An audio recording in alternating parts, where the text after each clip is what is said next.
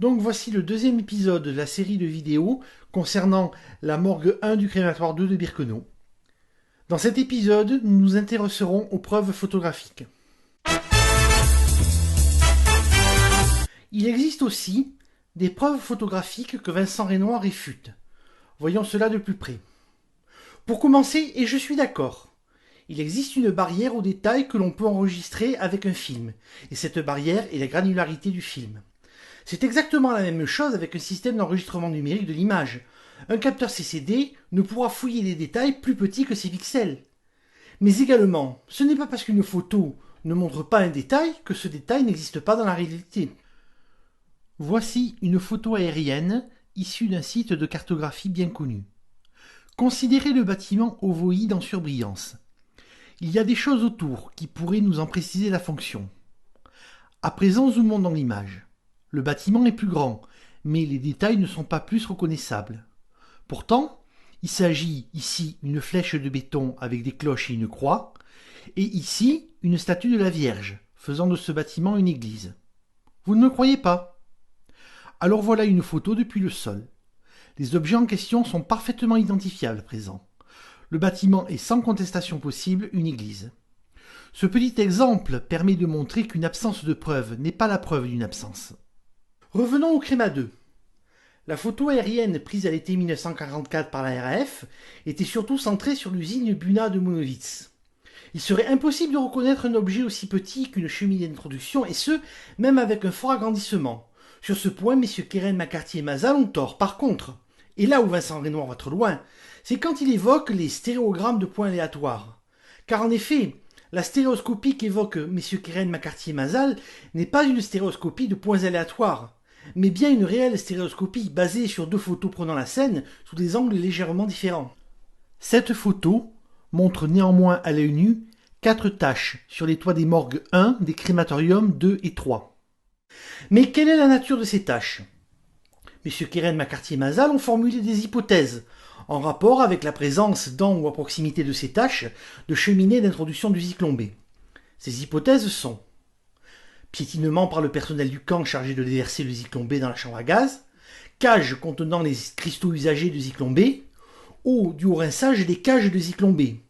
Mais Vincent Renoir rejette cette hypothèse.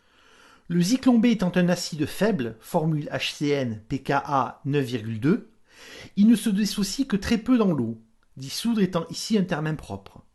Pour le rendre inoffensif, il faudrait le neutraliser en versant dessus une base comme de la soude ou de la potasse. Mais ces produits ne font pas pousser de l'herbe, bien au contraire. De plus, comment de l'herbe pourrait-elle pousser en des endroits régulièrement foulés aux pieds? Je ne suis pas d'accord. Et je m'étonne d'ailleurs que Vincent Renoir, ingénieur chimiste de formation, puisse se livrer à une telle approximation. À l'entendre, dissolution et dissociation seraient deux termes à peu près équivalents, mais que dans le cas des réactions acido-basiques, seul le mot dissociation serait correct. Or ce sont deux choses tout à fait différentes, mais concomitantes. Il faut d'abord définir ce que sont la dissolution et la dissociation. Ce sont deux choses différentes mais concomitantes. Ici, nous avons d'un côté de l'eau et de l'autre de l'éthanol. Nous allons mélanger ces deux produits. On observe que chaque molécule d'éthanol est entourée de molécules d'eau. Il ne se forme pas de concentration locale d'éthanol. Ensuite, c'est tout. Chaque molécule d'alcool reste intègre. On a seulement une dissolution. Maintenant, que se passe-t-il en cas de dissolution d'un acide fort? J'ai pris comme exemple l'acide chlorhydrique. On a du chlorure d'hydrogène qui se présente sous forme de gaz, puis de l'eau. On mélange ces deux produits. Le chlorure d'hydrogène se dissout dans l'eau, mais il se dissocie entièrement et disparaît en tant que tel. Au niveau moléculaire, chaque molécule de chlorure d'hydrogène va perdre un ion hydrogène positif qui va alors s'associer à une molécule d'eau pour former l'ion hydronium, caractéristique de l'acidité. Cette réaction sera irréversible. Que se passera-t-il dans le cas d'un acide faible? J'ai pris comme exemple l'acide acétique, présent dans le vinaigre. On a d'un côté les molécules d'acide acétique et l'eau de l'autre. On mélange. On observe une dissolution de l'acide acétique dans l'eau. Pour une très faible partie des molécules d'acide acétique, on aura une dissociation. Regardez en particulier ce qui se passe pour la molécule désignée par la flèche jaune. Cette molécule va perdre un ion hydrogène positif qui va s'associer à une molécule d'eau pour former l'ion hydronium. Les autres molécules resteront inchangées. Voilà une vue de la solution. La majorité des molécules d'acide acétique sont intactes et en solution dans l'eau. Pour une très faible minorité, comme celle entourée, on a une dissociation. On peut se demander alors quelle est la proportion de molécules dissociées. Cette proportion permet de définir la constante d'acidité. La constante d'acidité est le rapport entre le nombre de molécules dissociées sur le nombre de molécules intactes, comme l'indique la formule à l'écran. Dans le cas de l'acide cyanhydrique, qui nous intéresse ici, ce chiffre est de 10 puissance moins 9, ce qui veut dire 0,80 soit 1 milliardième, ce qui veut dire qu'il y a une molécule dissociée pour 1 milliard de molécules en solution. Ce chiffre étant délicat à utiliser, on préfère la notation pKa égale 9, que Vincent Renoir utilise sur son site. Pour employer un mot savant, pKa est le cologarithme de base 10 du Ka. Ce qui veut dire que si l'on met en présence d'eau de l'acide cyanhydrique, il se dissoudra entièrement, mais ne produira qu'une très infime minorité d'ion hydronium. Si le but est de préparer une solution très corrosive, ce sera un échec. Par contre, s'il s'agit de capturer des molécules d'acide cyanhydrique logées dans un caillou de zyklon B pour éviter leur évaporation, ce sera efficace. Donc, il est tout à fait possible de dissoudre du cyanure d'hydrogène en quantité dans l'eau. Le résultat sera une solution aqueuse de cyanure d'hydrogène, d'ion cyanure Cn-, minoritaire, et d'ion H3O+, minoritaire aussi. Ce n'est pas parce que HCN ne se dissocie que très peu, une molécule sur 1 milliard, qu'il n'est pas hautement soluble. Maintenant, quelles sont les hypothèses négationnistes sur le sujet? Selon John Seaborn, ce serait un trucage de la CIA. Charles Provan est d'accord avec cette thèse, mais Vincent Renoir et moi sommes d'accord pour la réfuter.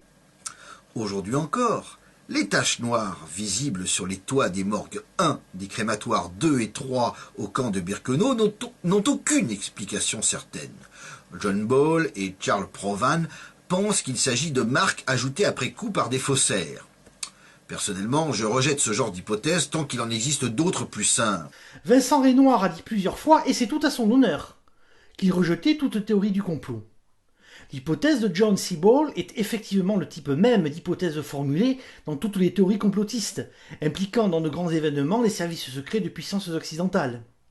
Il faut toutefois préciser que John Seaborn a été récusé comme témoin expert au procès d'Ernst Zundel en 1988 et qu'il a été contredit par Neville Bryant et Carol Lucas, deux experts reconnus en photo aérienne, et que de la sorte, sa théorie est difficilement crédible. Mais continuons. Dans Auschwitz Lies, ainsi, Carlo Matonio suggère l'existence de végétation qui poussait sur la couche de terre recouvrant le toit. Pourquoi pas? La disparition des traces sur la photo du 13 septembre signifierait qu'au crématoire 2, cette végétation avait été enlevée. Pourquoi pas en effet, mais dans ce cas, il faudrait expliquer 2 points. Pourquoi n'y a-t-il pas de taches et donc de végétation sur les toits des morgues 2? Et pourquoi cette végétation parasite se répartirait sagement en 4 taches, alors que la végétation parasite se répartit plus ou moins aléatoirement? Vous voyez comment la mousse se répartit aléatoirement sur toute la surface, sur une photo récente. Personnellement, je privilégie une autre explication donnée par Carlo Matonio et qui repose sur le fait que, pour assurer l'étanchéité, la dalle en béton armé du toit de la morgue contenait une couche de bitume. Sachant que les matériaux utilisés pendant la guerre n'étaient pas toujours de première qualité et que des vices de construction étaient parfois à déplorer, il est possible que des fissures soient apparues dans les dalles de béton, donc des fissures qui auraient nécessité d'enlever la terre qui recouvrait l'édifice afin de faire des réparations de fortune. On oublie en effet très souvent que le béton armé n'est ni facile à réaliser, ni résistant à toute épreuve. Ce mémoire parle de la corrosion naturelle des bétons armés, sous l'action de 2 agents principaux, le dioxyde de carbone et les chlorures. Il en résulte une corrosion des armatures qui va provoquer des éclatements locaux dans le béton. Cet autre mémoire évoque les possibles malfaçons de ce matériau. L'auteur souligne qu'un béton trop faiblement dosé en ciment se fissurera pour laisser les armatures apparentes. Ici, On insiste sur le fait qu'un béton dans lequel on a mis trop d'eau pour le placer plus facilement, ou qui a subi le gel, peut perdre 50% de sa résistance à la compression. Un surplus d'eau est une cause récurrente des malfaçons. Là, l'auteur appelle l'attention sur la nécessité d'un ferraillage bien placé et d'une adhérence parfaite, sans quoi le béton pourrait se déformer puis se briser. Dans cet ouvrage de 1914, enfin, on signalait les dangers des transports de matériaux sur du béton fraîchement coulé, ainsi que des coffrages mal assujettis. On le voit. Les causes de malfaçon sont nombreuses.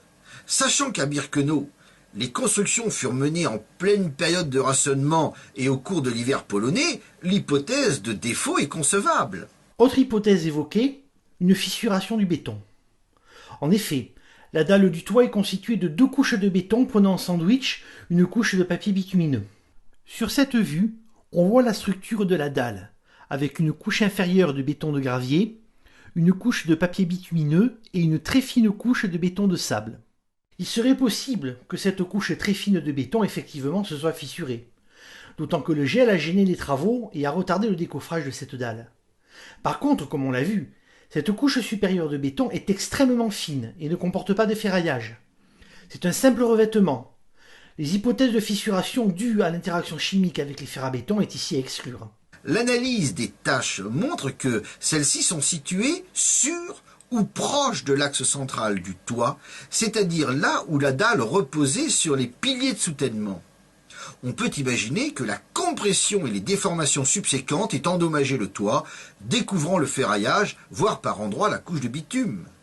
Pendant la belle saison de l'année 44, la terre aura été retirée des morgues 1 afin d'assécher la dalle victime d'infiltration d'eau en prévision de travaux de réfection. Voilà peut-être pourquoi le cliché aérien d'août 1944 montre des taches sur la morgue 1 du crématoire 2. Telle est l'hypothèse que je privilégie, tout en admettant qu'elle n'est pas la seule envisageable et qu'elle n'a rien de définitif. L'argument de la compression des piliers de soutènement pour expliquer la proximité des taches avec l'axe central pourra impressionner le néophyte. Mais il faut savoir que le béton est justement beaucoup plus résistant à la compression qu'à la flexion. Vous voyez à l'écran une structure de béton classique constituée de 2 appuis, piles de béton ou murs peu importe, et une pièce horizontale en appui sur ses extrémités. Voici le poids qui s'exerce en chaque point de cette structure horizontale, représenté par ces flèches noires. Comme la pièce horizontale ne tombe pas, c'est qu'il y a une réaction des piliers représentée par les flèches rouges. Si on examine ces forces, on constate qu'elles se compensent aux extrémités, mais qu'elles compressent les dites extrémités. Par contre, au centre, seul le poids s'exerce, et c'est par sa rigidité que la pièce horizontale tient. Par contre, elle est soumise à une force de flexion, force à laquelle le béton est le plus sensible. Sous l'effet de son propre poids, les forces de flexion seront les plus fortes à plus grande distance des points d'appui.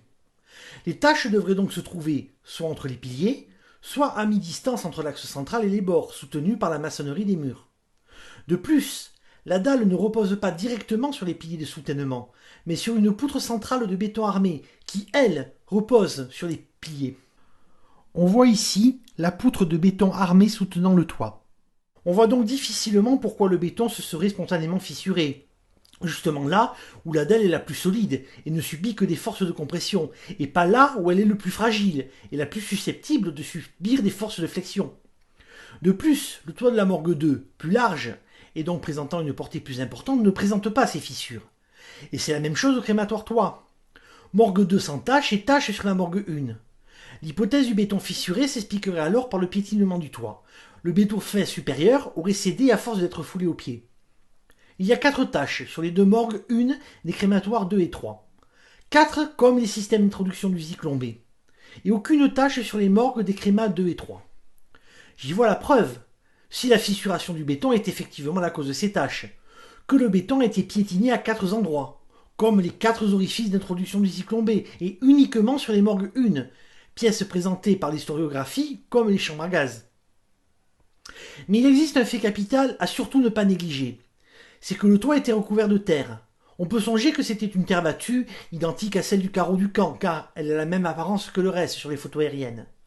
Cette couche de terre aurait alors masqué les éventuelles fissures du béton, mais se proposent alors 2 autres sources possibles de taches. la terre piétinée et souillée par des bottes, ou l'eau due au rinçage des paniers de Zyklon B, comme messieurs Keren, McCarthy et Mazal l'ont suggéré dans leur étude. Et là, seule une intervention humaine peut expliquer leur présence. Ce qui confirme la présence de centres d'intérêt pour les personnels du camp, et spécifiquement sur la morgue 1 du crématoire 2 et du crématoire 3, mais pas sur les morgues 2. Or, selon l'historiographie, qu'y a-t-il sur les toits des seules morgues numéro 1 en 4 exemplaires? Mais ce n'est pas fini. Vincent Renoir, pour rejeter la preuve que constituent ces taches de la présence des systèmes d'introduction du Zyklon B, a dit la chose suivante. Oui, admettons que les taches noires correspondent au piétinement de gens autour d'ouvertures et que les zones ombrées permettent de reconstituer la trajectoire de ceux qui se déplaçaient sur le toit. Dans ce cas, on devrait retrouver le même genre de dessin sur la morgue 1 du crématoire 3. Or, le schéma à l'écran démontre qu'il n'en est rien. Pour 3 des 4 ouvertures, les taches noires ne peuvent évidemment pas être analysées comme les traces laissées par le piétinement des SS autour des cheminées d'introduction. Quant à la trajectoire reconstituée, elle est bien farfelue. On comprend donc le silence observé par messieurs Keren, McCarthy et Mazal à propos du crématoire 3. Dans leur étude, on ne trouve aucun schéma des taches visibles sur la morgue 1 de ce crématoire 3. J'y vois un aveu de taille, l'aveu que le toit du crématoire 3 ruine leur argument qui invoque les trajectoires et autres piétinements. On a ici un exemple de la méthode hypercritique. Cette méthode littéraire à la base, et donc parfaitement maîtrisée par Robert Faurisson, professeur agrégé de lettres, a été introduite par lui dans le négationnisme. Quel est le cheminement mental? On décrète une méthode pour faire un acte particulier. En l'occurrence, on pose l'axiome que, pour mettre du Zyklon B dans la chambre à gaz, les personnels des camps montent sur le toit par le petit côté libre, le côté sud dans le cas du crématoire 2, et vont au plus court entre ce bord et les différents orifices. Si un fait passé au crible peut permettre de prouver un changement d'un iota à cette méthode, c'est toute la réalité de l'acte qui est remise en question. Ici, au crématoire 3, la trajectoire semble être erratique et ne pas correspondre à celle du crématoire 2. Donc, les tâches du crématoire 3 ne sont pas dues à l'introduction de Zyklon B, et donc les tâches du crématoire 2 non plus. Donc, pas d'introduction de Zyklon B, no hole, no holocaust, CQFD. Seulement, pourquoi les SS auraient dû se comporter exactement comme messieurs Renoir et Faurisson l'ont décrété des dizaines d'années après? Pourquoi ne serait-il pas monté, dans le cas du crématoire 3, et pour une raison quelconque sans importance ici, par les côtés est et ouest? Ce qu'il faut constater est qu'il existe tant pour les crématoires 2 que pour les crématoires 3, 4 taches sur les toits des morgues 1, et pas des morgues 2, et qu'il n'existe que des raisons d'origine humaine pour les expliquer. Peu importe de savoir par quel côté ils sont montés sur les toits et quels itinéraires ils ont empruntés. Après nous être intéressés aux photos aériennes, voyons maintenant la photo prise au sol. En plus de ces photos aériennes, il existe une photo prise au sol du toit de la morgue 1 du crématoire 2 de Birkenau. Cette photo a été analysée par Jean-Claude Pressac, messieurs Keren, McCarthy et Mazal du côté exterminationniste, et par Carlo Mattugno et Vincent Renoir du côté négationniste. Mais avant de passer au sujet proprement dit, il est important de définir la question de l'impression offset et du tramage. En effet, une version de cette photo est une version imprimée sur l'album d'Auschwitz. Une caractéristique de l'impression offset, celle utilisée dans l'impression de journaux quotidiens par exemple, mais aussi dans toute impression industrielle, est qu'elle ne peut imprimer des demi-tons. Soit l'encre est appliquée sur le papier, soit elle ne l'est pas. Pour contourner cette difficulté, dans le cas du noir et blanc par exemple, on imprime, pour imprimer un gris, un nuage de petits points noirs, régulièrement espacés et suffisamment rapprochés pour n'être pas distinguables. L'œil fera la moyenne entre la quantité de noir et le fond blanc et restituera un gris. L'intensité de gris sera modulée par la taille des points. Pour illustrer mon propos, voici l'image d'un œil au centre de l'écran. Cette image donne l'impression d'être légèrement granuleuse, mais de présenter tout de même des niveaux de gris. Pourtant, si on zoome à l'intérieur de l'image, voici ce que l'on observe. Premier exemple, le dessus de la paupière. Cette zone sur la photo originale qui apparaît gris clair est en fait constituée d'une somme de petits points noirs assez espacés. Deuxième exemple, sur le côté gauche de l'image, où là la zone est d'un gris beaucoup plus soutenu. Quand on zoome dans l'image, on se rend compte que l'on observe des petits points noirs, plus gros que précédemment, qui donnent cette sensation de gris plus soutenu.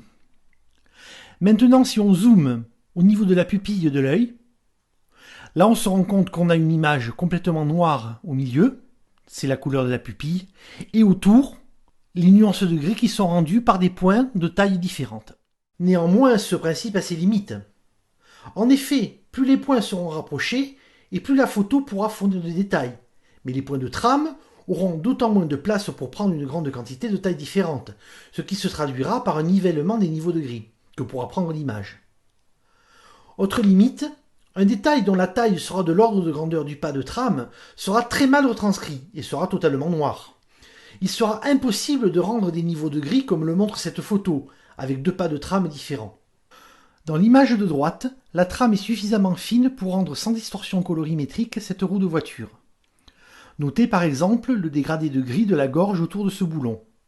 Dans l'image de gauche, par contre, on a un pas de trame beaucoup plus large. La gorge du boulon est ici totalement noire et ne rend pas les niveaux de gris de l'autre photo. Il faut aussi préciser quel pourrait être l'emplacement des fameux orifices. Il existe un schéma dressé par les autorités russo-polonaises que voici. Sur cette image, on voit où les enquêteurs polonais ont placé les trous. Pour un observateur face au mur sud de la chambre à gaz et qui observe vers le nord, les trous sont alternativement à sa droite, puis à sa gauche, puis de nouveau à sa droite et pour finir à sa gauche. Néanmoins, on connaît la valeur de la justesse de l'historiographie russe d'après-guerre. C'est cette historiographie qui est responsable de la fameuse plaque des 4 millions qui a fait le miel des négationnistes pendant des années. C'est pourquoi je préfère le schéma de l'étude de messieurs Keren, McCarthy et Mazal, que ces derniers ont dressé suite à l'exploration des ruines. On voit sur ce dessin en perspective cavalière la disposition des 4 orifices prolongés par leur cheminée. Ici, c'est le contraire de la disposition précédente. Pour le même observateur, les trous sont alternativement à gauche, puis à droite, puis à nouveau à gauche et pour finir à droite. Maintenant, voyons ce que Vincent Renoir a à dire sur la photo prise au sol. Afin de vérifier le plus objectivement possible, j'ai construit une maquette du toit de la prétendue chambre à gaz du crématoire 2. Je l'ai construite à l'échelle 1/100, avec les 4 cheminées, en papier vert, placées comme l'affirment messieurs Keren, McCarthy et Mazal. Puis j'ai déterminé l'angle sous lequel le cliché au sol avait été pris début 43, environ 25 degrés. Enfin, j'ai pris une série de photos de la maquette sous cet angle à environ 2 cm du sol. Le résultat donne sans conteste raison à messieurs Keren, McCarthy et Mazal. Avec des cheminées placées régulièrement de part et d'autre de l'axe central, le cliché obtenu sous le bon angle et à la bonne hauteur correspond parfaitement à celui pris au sol début 43. Pour commencer, après une reconstitution, il valide les conclusions de messieurs Keren, McCarthy et Mazal. La position des cheminées proposées après expertise des ruines est cohérente avec la photo prise au sol. Seulement, nous avons vu que les auteurs avaient écarté le 3e objet au motif qu'il était plus étroit et moins haut que les 2 cheminées, et aussi parce que sa face claire était peu distinguable du mur. Afin de juger ces arguments, j'ai comparé la photo qu'ils ont publiée à celle que l'on peut voir dans l'album d'Auschwitz. Je note que sur les 2 clichés, le 3e objet, ici entouré en rouge, n'apparaît ni plus étroit, ni sensiblement plus petit que les autres. Ici, Vincent Renoir se réfère à une autre version de cette photo, le tirage réalisé pour l'album d'Auschwitz. Or, que vaut ce tirage? Et c'est ici que les explications sur l'impression offset vont trouver leur utilité. Alors voilà l'ensemble des 2 photos que Vincent Renoir présente sur son site phdnm.org. En haut, nous avons la photo originale de Keren, McCarthy et Mazal. En bas, nous avons la photo tirée de l'album d'Auschwitz. Maintenant, je vais zoomer dans l'image. Là, nous sommes sur la photo issue de l'album d'Auschwitz. Que peut-on constater? Déjà, on peut constater que c'est une photo tramée. On voit ici la structure en petits points. Et c'est ainsi que tout ce que j'ai expliqué sur l'impression offset va trouver son utilité. Afin que nous puissions comparer ces 2 photos, j'ai recopié la photo du haut sur un calque pour la mettre sur la photo du bas. Comme ceci. Voilà. Maintenant, comparons ces deux photos. Premier point, la cheminée de la locomotive. Nous voyons ici, à la base du tuyau de cheminée, une tache blanche correspondant à un reflet spéculaire du soleil. Puis, sur le tuyau de la cheminée, cette tache se prolonge. Elle est cependant moins distinguable. Au niveau de la tache à la base, on peut constater que l'on passe du blanc au noir progressivement, par un dégradé de gris. Maintenant, voyons voir sur la photo de l'album d'Auschwitz ce qui se passe. Alors là, on peut constater qu'on passe directement du blanc au noir. Les niveaux de gris ne sont absolument pas respectés. La trace de lumière sur le tuyau de la cheminée a totalement disparu. Mais ce n'est pas tout.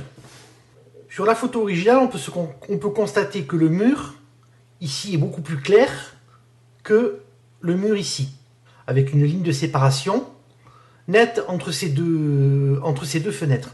Mais, voyons voir sur la photo de l'album d'Auschwitz, on a un aplat uniforme. On ne voit plus du tout la séparation entre les deux sections de mur. Ici, nous avons le mur nord de la morgue. On voit quand même une certaine texture, on voit des ombres, on voit des lumières. Sur la photo de l'album d'Auschwitz, c'est tout juste si on le distingue. Ici, nous avons une descente d'eau pluviale qui est parfaitement visible et parfaitement nette. Sur la photo de l'album d'Auschwitz, on voit le début, mais après on ne voit absolument plus rien. Ce qui veut dire que c'est une photo, certes tramée puisqu'elle est issue d'un livre, mais qui a été extrêmement maltraitée par l'imprimeur. Énormément de niveaux de gris ont été écrasés, beaucoup de détails ont été perdus, et donc cette photo est totalement inexploitable. Et j'estime qu'utiliser cette photo pour en tirer des conclusions, ce n'est pas très judicieux, et j'irai même jusqu'à dire que ce n'est pas très honnête. Ce qui veut dire que les conclusions que l'on peut déduire de ce tirage n'auront aucune fiabilité. La façon dont la photo a été mutilée par le tirage ne permet absolument pas de conclure quoi que ce soit en se basant sur les niveaux de gris, très distordus. Il l'est un peu, mais les effets de perspective et d'intensité lumineuse expliquent ces petites différences. C'est visible sur l'agrandissement de la maquette. La morgue étant inclinée, les ouvertures 1 et 2 sont plus bas, donc présentent un sommet moins haut que les ouvertures 3 et 4. Sur la photo publiée par les 3 exterminationnistes, traçons une droite qui joint les sommets des ouvertures 3 et 4, traçons maintenant la parallèle qui passe par le sommet de l'ouverture 1, on s'aperçoit qu'elle passe par le sommet de l'objet X. Cet objet n'est donc pas plus petit que les autres. Quant à sa prétendue étroitesse, il s'agit simplement d'un effet d'optique dû à l'affadissement des ombres au fur et à mesure que l'on s'éloigne. La partie sombre de l'ouverture 1 est plus foncée que celle de l'ouverture 2, qui est elle-même plus foncée que celle de l'objet X. Voilà pourquoi ce dernier apparaît plus fin, alors qu'il ne l'est pas. La question se pose alors de savoir pourquoi l'ouverture 4 présente un côté très foncé, ce qui paraît assez illogique. Vincent Renoir nous parle d'affadissement des ombres entre les objets 1 et 2, et entre l'objet 2 et l'objet X. Le but étant d'intégrer cet objet que messieurs Keren, McCarthy et Mazal ont écarté, pour infirmer leur conclusion quant à la nature des objets 1, 2 et 4, soit des cheminées d'introduction de Zyklon B. Il a toutefois l'honnêteté, cette fois-ci, de se référer à la bonne photo. Voyons voir ce qu'il en est. Vincent Renoir, dans l'extrait vidéo que nous avons vu, cherche à intégrer l'objet X dans le dégradé des ombres entre les objets 1, 2 et 4. Voyons voir ce qu'il en est. Pour ce faire, j'ai échantillonné chacune des ombres des objets en question. Ici, nous avons l'objet 1, l'objet 2, l'objet X et l'objet 4. Une vue rapprochée permet de voir que le carré censé représenter l'objet 1 est exactement de la même saturation, de même que pour l'objet 2, pour l'objet X, ainsi que pour l'objet 4. Maintenant, comparons entre eux ces carrés. Pour ce faire, nous avons un fond gris neutre.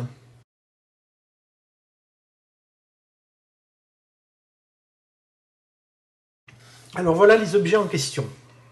Ici, l'objet 1, l'objet 2, l'objet X, l'objet 4.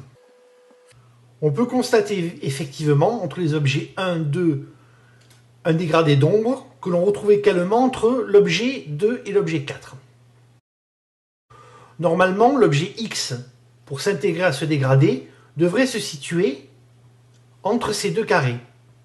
C'est-à-dire, il devait être plus clair que celui-ci et plus foncé que celui-là. Voyons voir. On se rend compte que ce carré qui représente l'objet X est très nettement plus clair que le quatrième objet. Ce qui veut dire qu'on ne peut absolument pas l'intégrer au dégradé de gris, comme Vincent Renoir veut nous le faire croire. Cet objet donc, si on se place du côté des ombres, n'a rigoureusement rien à voir avec les autres. La preuve est faite. Messieurs Keren, McCarthy et Mazal ont eu tout à fait raison d'écarter cet objet X. Mais Vincent Renoir persiste et signe, et pour ce faire, il reprend la photo douteuse de l'album d'Auschwitz. Le problème s'épaissit quand on s'aperçoit que sur la photo issue de l'album d'Auschwitz, l'ouverture 4, entourée en rouge, est effectivement plus claire alors que l'objet X, entouré en orange, est aussi sombre que les deux autres ouvertures. J'ai déjà démontré que cette photo est inutilisable. Les conclusions que l'on peut tirer de son analyse seront donc sans valeur. Alors, il produit un troisième tirage, présenté lui par Jean-Claude Pressac. On me répondra que la photo publiée en 1989 par Jean-Claude Pressac ressemble à celle diffusée par messieurs Mazal, Keren et McCarthy. C'est vrai, mais cela laisse subsister mon analyse première. En jaune, les deux traits parallèles démontrent que l'objet X a une grandeur en rapport avec les deux autres ouvertures. La flèche rouge, quant à elle, souligne le dégradé des faces sombres des ouvertures 1 et 2, puis de l'objet X. Or, l'ouverture 4 apparaît bien plus sombre qu'elle ne devrait l'être. On peut également douter de cette photo. On constate d'ailleurs qu'il s'agit également d'une photo tramée. Il conclut que l'objet 4 est trop sombre, mais j'ai déjà démontré qu'il n'en était rien. Les objets 1, 2 et 4 suivent un dégradé dans les niveaux de gris, et l'objet X est un parfait intrus dans ce dégradé. L'objet 4 est de même nature que les objets 1 et 2, l'objet X est d'une toute autre nature. Je me garderai bien d'accuser quiconque de tricherie. Mais on doit constater que les arguments donnés par messieurs Mazal, Keren et McCarthy pour écarter le troisième objet ne sont nullement convaincants. De façon évidente, les auteurs voulaient l'oublier parce qu'il les gênait dans leur démonstration. Mais en vérité, cet objet ressemble fort aux deux autres. Il n'est pas plus petit et son étroitesse n'est qu'apparente. Quant à prétendre qu'il serait trop clair pour être de même nature que les autres, la noirceur de l'ouverture 4, qui devrait être plus claire encore que l'objet X, démontre qu'on ne peut pas déduire grand-chose de l'intensité des teintes. Bref, cet objet X n'apparaît nullement comme un intrus. Dès lors, s'il ne s'agit pas d'une cheminée d'introduction, c'est que les trois autres objets n'en sont pas non plus. Et s'il s'agit d'une cheminée d'introduction, alors pourquoi n'est-il entouré d'aucune zone d'ombre sur les clichés aériens? Là, c'est sa conclusion. L'objet X est de même nature que les autres. L'objet X ne figure ni sur les plans ni sur les photos aériennes, donc ce n'est pas une cheminée. Et comme il est identique aux autres, les autres n'en sont pas non plus. Et voilà, plus de trous. Seulement, on part d'une prémisse totalement fausse. L'objet X a été écarté avec raison par messieurs Keren, McCarthy et Mazal, et n'a rien à voir avec les autres, comme j'ai démontré dans l'analyse de la seule photo exploitable. Et en partant d'une prémisse fausse, le syllogisme devient totalement faux. C'est pourquoi je rejette les conclusions de Vincent Renoir, obtenues grâce à une méthodologie discutable et des raccourcis logiques bizarres. Ce deuxième épisode est maintenant terminé. Je vous donne rendez-vous très bientôt pour le troisième et dernier épisode de cette étude. Nous nous intéresserons aux témoignages, à l'étude des ruines et nous ferons également un petit peu d'allemand. Certains négationnistes partent du principe que tout témoignage est à rejeter a priori et ne peut constituer un élément de preuve. Je prends pour exemple le commentaire d'un youtubeur, supporter de Vincent Renoir, Jérômas, sous ma toute première vidéo, où j'annonçais les vidéos à venir. Un mois pour être le premier à discréditer totalement nos révisionnistes, preuve à l'appui et sans témoignage. Ici, Jérômas part du principe que le témoignage ne peut être une preuve recevable. Il est vrai qu'un témoignage ne peut être pris pour argent comptant, mais doit être recoupé, soit avec d'autres témoignages, si tant est qu'il ne puisse pas y avoir d'entente préalable entre les témoins, ou de subornation de ces derniers, soit avec d'autres preuves matérielles. Mais un témoignage ne peut être rejeté par principe. De même, ce n'est pas au témoin de prouver que ce qu'il avance est juste, mais à ceux qui utilisent son témoignage de le faire, ou à ceux qui souhaitent le rejeter de prouver sa fausseté. De même, un témoignage n'est que rarement parfaitement juste ou totalement faux. Voici un petit exemple pour montrer comment utiliser les témoignages. Pierre dit « J'ai vu François Hollande à la télé hier à midi, c'était sur France 2 et il portait une cravate qui rebiquait à droite. »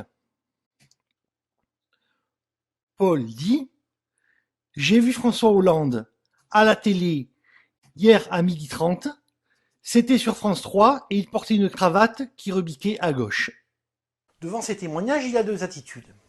La première sera de dire que comme les deux témoignages divergent tant sur la façon dont la cravate rebiquait que sur la chaîne où le président s'exprimait, ou bien lors de l'intervention, le président n'est pas passé à la télé, ou bien qu'il ne portait pas de cravate.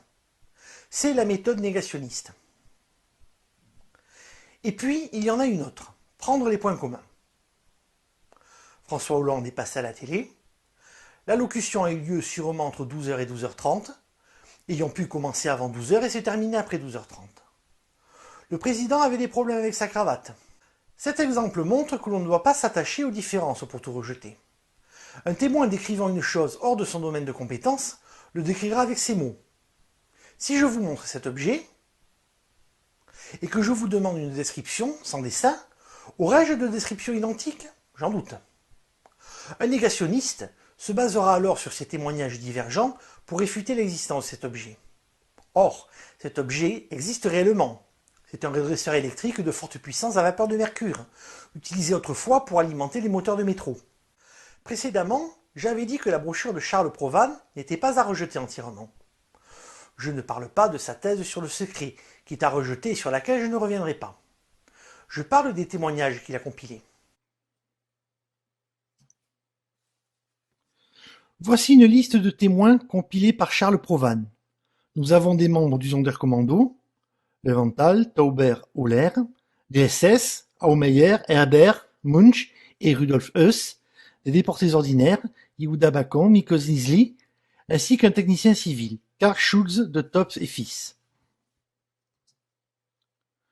Voici la façon dont ces témoignages ont été collectés. Il y a des témoignages spontanés, des témoignages recueillis par des tribunaux civils de divers pays, par des armées de l'Est et des armées de l'Ouest, par un historien et même par un négationniste, le témoignage de Munch recueilli par Germar Rudolph. Ces témoignages se sont de plus étalés sur l'année 1945, avec des témoignages en 1946 et aussi plus tard, en 1981 et 1994. Bien. Maintenant qu'ont vu ces témoins. D'abord, deux ouvertures d'introduction du Zyklon B. Un seul a vu ça, il s'agit de Paul Blendel. Il faut dire que sur la fin, la chambre à gaz a été séparée en deux et seule la partie du fond était utilisée, car les convois étaient devenus beaucoup moins nombreux. Ce qui peut expliquer le fait que Paul Blendel n'ait vu que deux ouvertures. Qui a vu la voiture de la Croix-Rouge apporter le Zyklon B? Henrik Tauber, Salmen Leventhal, Miklos Nisli.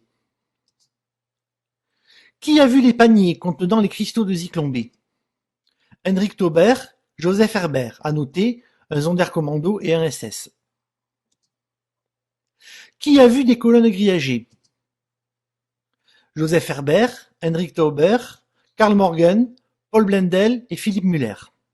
Et enfin, qu'ont vu Rudolf Heuss, Henrik Tauber, Karl Schulz, Miklos Nisli et Joseph Herbert?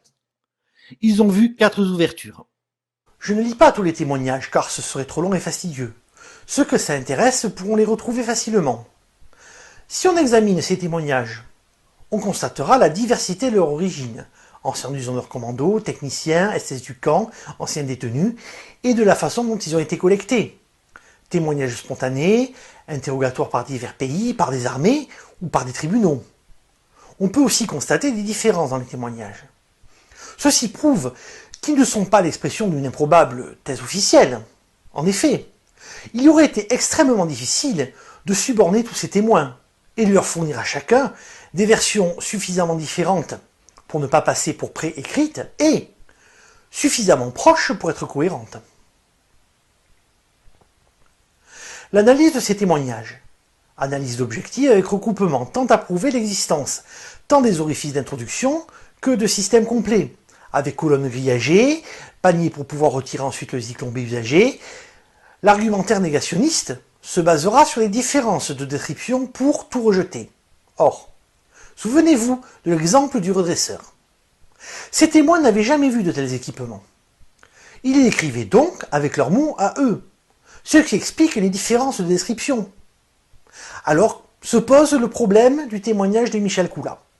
Nous fabriquions des cadres en fer pour tous les fours crématoires, tous les grilles, des dispositifs pour soulever les cadavres à hauteur des cornues, les ferrures de toutes les portes, des crochets, des tisonniers ainsi que les outils nécessaires pour l'incinération dans les fosses.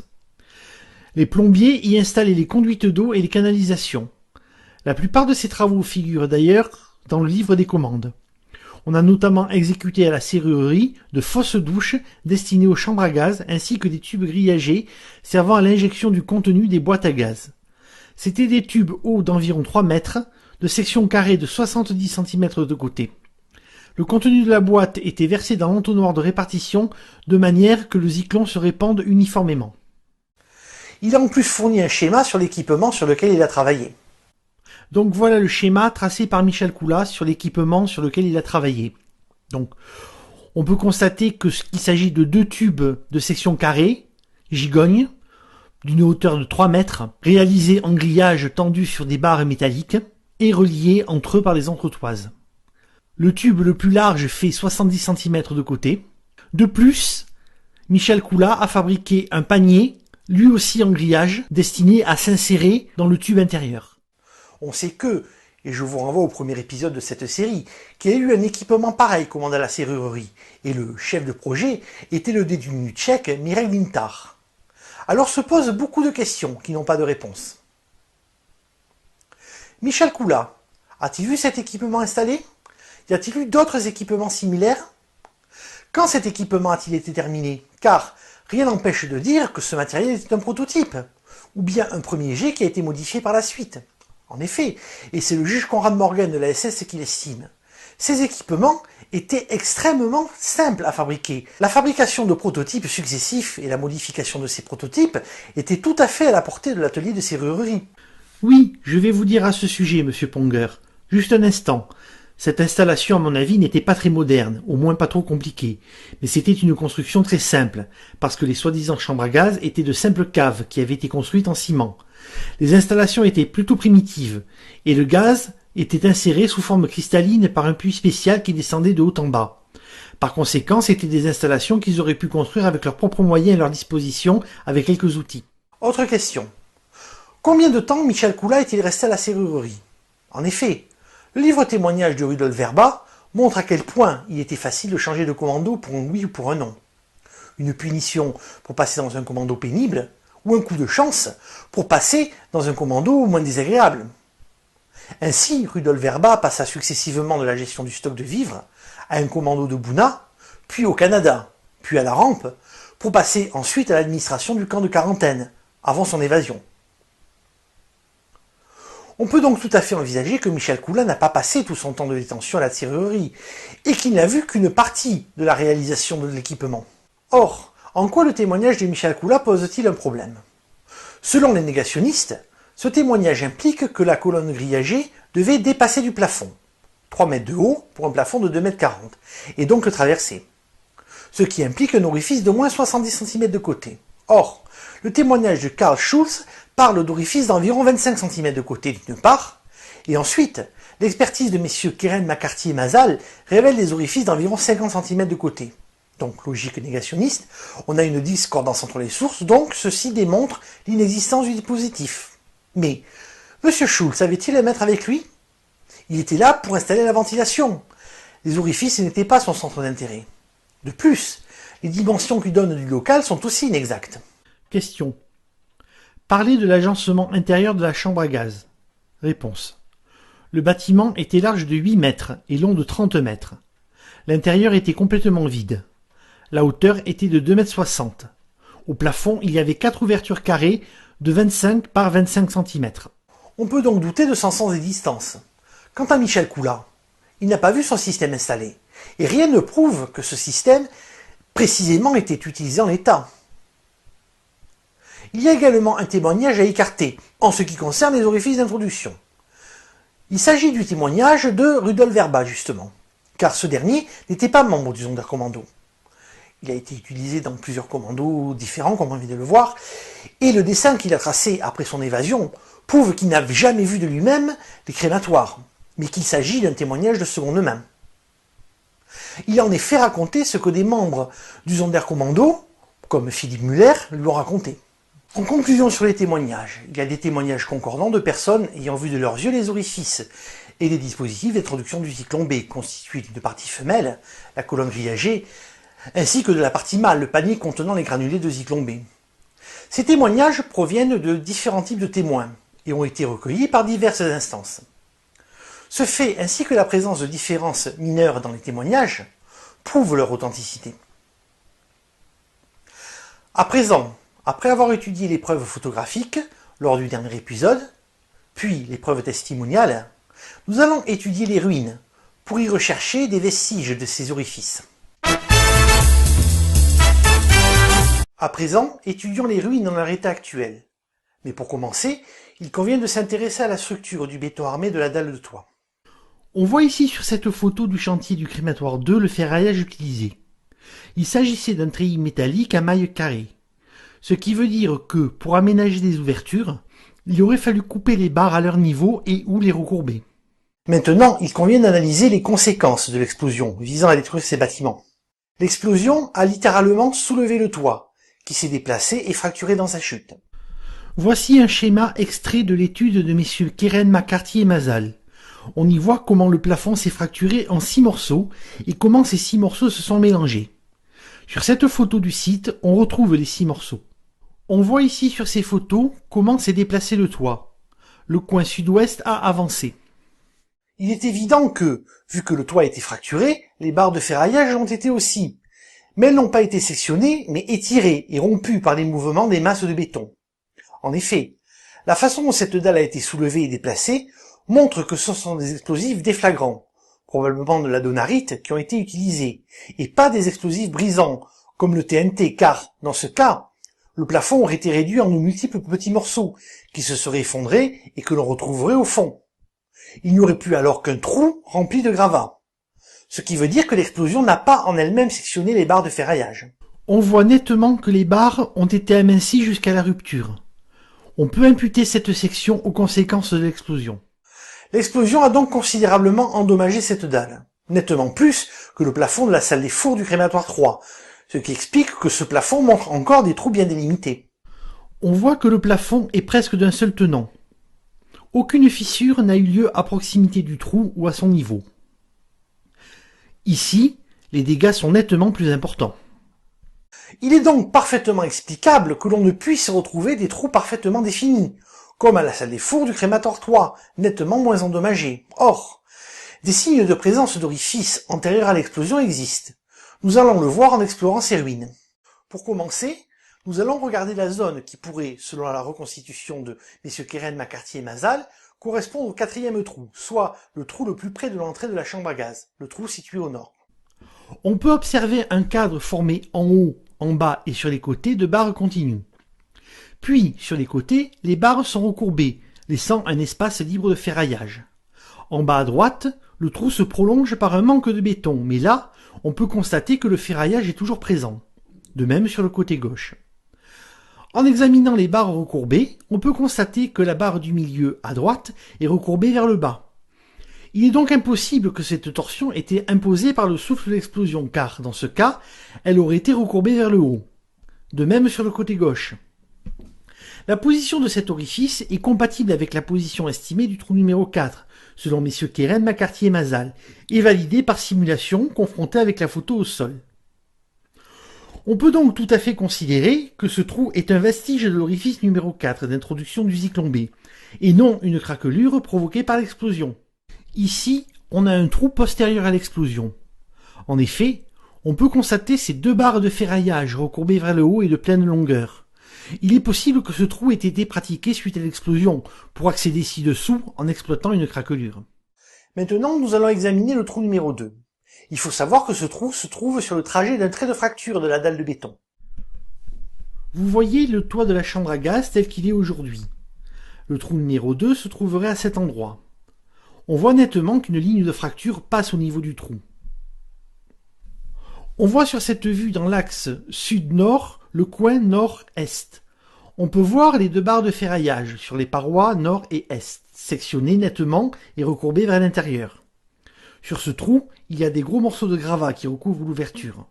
On peut voir également le trait de fracture. Voici le bord sud de cet orifice. On peut remarquer les barres courbées vers l'intérieur. Remarquez aussi l'absence de ferraillage dans la zone du trou, alors que le ferraillage est présent ici, côté ouest, malgré l'absence de béton. Ce qui veut dire que l'explosion n'est responsable que de la perte de béton dans la partie ouest. L'absence de ferraillage est due à l'aménagement à la construction d'un orifice. Le trou numéro 3 se trouvait sur une plaque qui a été réduite en miettes par l'explosion, de sorte qu'il n'est quasiment pas visible. Voici où le trou numéro 3 doit se trouver. On peut constater l'état du toit à cet endroit.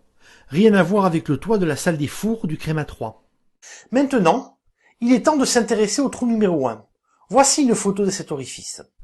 On voit sur cette photo, d'un état antérieur du trou numéro 1, orienté dans le sens sud-nord, un coin parfaitement formé, le coin nord-ouest, ainsi que le bord nord parfaitement droit.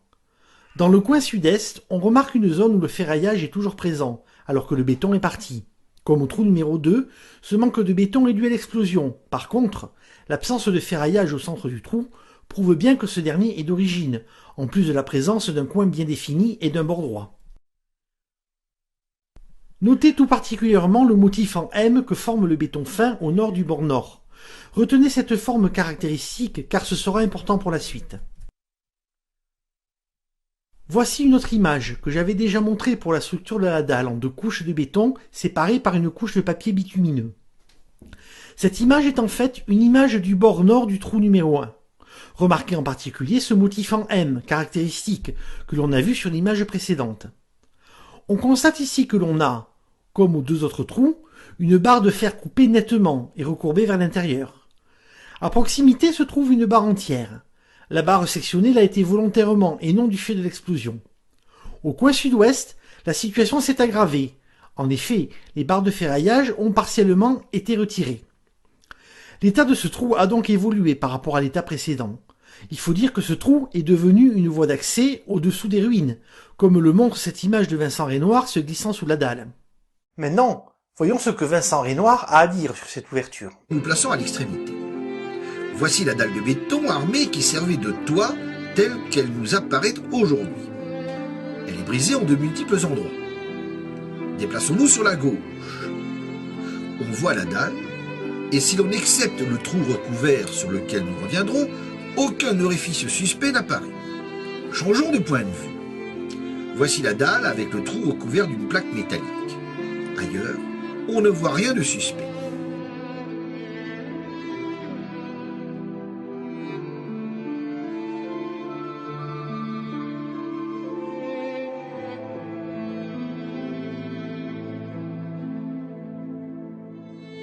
Ouvrons la trappe. L'orifice apparaît. Notez les contours. Ils ne sont ni lisses ni à angle droit. Comparés avec les trous de la salle des fours qui subsistent sur le toit effondré au crématoire 3. Alors, on a la base de la réfutation de l'existence des orifices sur l'état des ruines. C'est très simple. Ces trous ne présentent pas 4 angles droits et 4 bords droits. Donc ce ne sont pas des trous, mais des craquelures consécutives à l'explosion. Donc, no hole, voilà. Mais cet extrait montre une manipulation plus subtile et plus insidieuse. En effet, avant d'expertiser les ruines, il montre le plan polonais de la disposition des trous. Ce qui veut dire que l'on doit s'attendre à trouver un trou du côté droit, ce qui permet de réfuter ce qui se trouve au niveau de la trappe du côté gauche. Et effectivement, Quand il ouvre la trappe en question, il montre un orifice informe, ce qui lui permet de ressortir son argument sur le fait que le trou doit avoir une forme parfaitement définie pour en être un. Seulement, le plan polonais est réputé pour être faux. Il est issu d'une enquête polonaise de l'immédiat après-guerre. Si on se réfère au plan de messieurs Keren, McCarthy et Mazal, le trou numéro 1 doit se trouver du côté gauche. Et donc, le trou recouvert par la trappe redevient un candidat valide. Ensuite, remarquez le motif que dessine le béton fin au nord du bord nord du trou. Ce qui veut dire que ce trou est effectivement un vestige de l'orifice numéro 1, considérablement dégradé après-guerre, car il est devenu une voie d'accès à l'intérieur du local. De plus, les grands écarts de température du climat continental local, avec des hivers très froids et des étés très chauds, ont certainement contribué à cette dégradation. Maintenant, quelles seraient les dimensions probables de ce trou? L'image de Vincent Renoir dans le trou démontre que cet orifice, même dégradé et agrandi, est plus petit que 70 cm. Vous vous demandez certainement comment je peux affirmer cela. Voyez sur cette image le segment bleu. Il correspond à la largeur du trou. Maintenant, comparons-le avec la largeur des épaules de Monsieur Renoir, le segment vert. On constate, en mettant côte à côte ces deux segments, que le segment bleu est plus long, de la valeur de ce segment jaune. Et ce segment jaune représente un peu moins du quart du segment vert. Ce qui veut dire, et en s'accordant une marge d'erreur, que le trou est 25% plus large que les épaules de Vincent Renoir. Largeur d'épaule que j'évalue à 50 cm. Vous vous demandez comment et pourquoi j'arrive à ce résultat. En fait, dans une précédente passe d'armes, Vincent Renoir m'a indiqué sa taille, de 1m70. Sur ce dessin, vous voyez les proportions idéales du corps humain, pour les hommes comme pour les femmes. Ce dessin nous apprend que la largeur d'épaule correspond à un quart de la taille. Néanmoins, dans le cas de Vincent Renoir, cette proportion doit tenir compte de sa corpulence. Ayant moi aussi une corpulence respectable, j'ai mesuré sur moi-même. J'arrive à un rapport de 3,45 environ, 183 divisé par 53. En appliquant ce rapport à Monsieur Renoir, j'en arrive à une largeur de 50 cm, 170 divisé par 3,45. Donc le trou dont la largeur est représentée par le segment bleu mesure aux alentours de 62-65 cm, en tenant compte d'une marge d'erreur. De toute façon, ce trou dégradé et agrandi ne peut faire 70 cm. Ce qui est compatible avec la dimension d'origine du trou, estimée par messieurs Keren, McCarthy et Mazal à 50 cm. Ce qui veut dire que l'on ne peut prétendre trouver des orifices de 70 cm de côté, ce que le témoignage de Michel Coulin imposerait. Or, ce trou qui est bel et bien le trou numéro 1 d'introduction du Zyklon B, ne pouvait pas faire 70 cm, et donc, soit l'objet que Michel Coulin a contribué à construire, le chef de projet était en réalité Mireille Guintard, ne fut pas l'objet définitif effectivement utilisé, soit il fut modifié après coup, pour par exemple, retirer la couche externe en partie haute, ce qu'Xponder avait proposé, et qui était très simple à faire, avec les outils courants dont il disposait à la serrurerie. La conclusion est que Vincent Renoir insiste sur le côté informe des trous, en les comparant aux trous de la salle des fours du crématoire, en négligeant de préciser que le toit de la salle des fours est en bien meilleur état que le toit de la chambre à gaz, d'une part, et en ne parlant pas de la configuration du ferraillage, absence de ferraillage dans les trous, barres recourbées vers l'intérieur et sectionnées nettement, d'autre part. En ce qui concerne le trou numéro 1, non seulement Vincent Renoir part d'un plan faux pour faire exprès de ne pas le localiser, mais il néglige de montrer une image plus ancienne de ce trou, avant qu'il ne devienne une voie de passage et donc soit effectivement méconnaissable. Car cette image montre incontestablement que ce trou n'est pas une craquelure, mais bel et bien un orifice aménagé à la construction de l'édifice. Après avoir inspecté les ruines, il convient à présent, pour que cette étude soit complète, de s'intéresser à un mot allemand figurant à l'inventaire du crématoire 2, Drahtnetzeinschiffvorrichtung. Drahtnetzeinschiffvorrichtungen au pluriel. Nous allons nous intéresser maintenant à la signification d'un mot allemand composé. Drahtnetzeinschiffvorrichtung.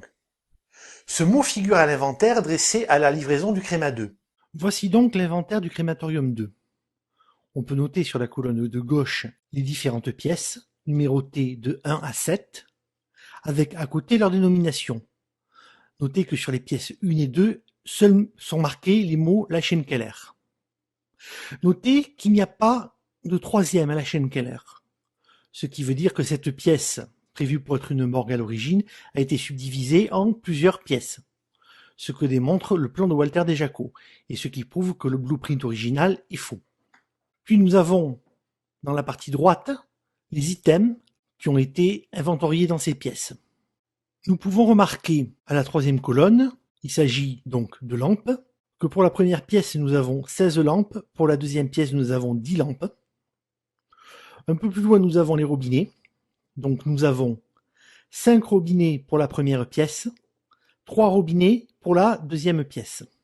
Puis, totalement à droite, nous avons 4 Drabnest Einschip Vorrichtungen dans la deuxième pièce, ainsi que 4 Holzbläden dans la deuxième pièce. Nous allons donc nous intéresser à la signification de ce long mot Drahtnetz Einschip Vorrichtung. Ce long mot, comme les Allemands ont le secret, est en fait composé de plusieurs mots, qui sont Draht, Netz, Einschib et Vorrichtung. Le premier, Draht, signifie fil. Le second, Netz, signifie filet ou réseau. En ce qui concerne le troisième mot, nous verrons ça un tout petit peu plus tard. Le dernier mot, lui, est parfaitement connu. Vorrichtung veut dire dispositif. Intéressons-nous maintenant à cette partie qui est Einschib, constituée d'un préfixe ein, qui veut dire dedans, et schib, qui dérive du verbe schieben, qui veut dire pousser. On peut donc dire que Einschib veut dire pousser dedans. Reprenons la signification du mot en entier. Drahtnetz Einschib Vorrichtung peut donc être traduit par dispositif en réseau de fil pour pousser dedans ou, en meilleur français, dispositif en réseau de fil pour insérer. Cela pourrait donc désigner les systèmes d'introduction du Zyklon B dans la chambre à gaz du crématoire 2.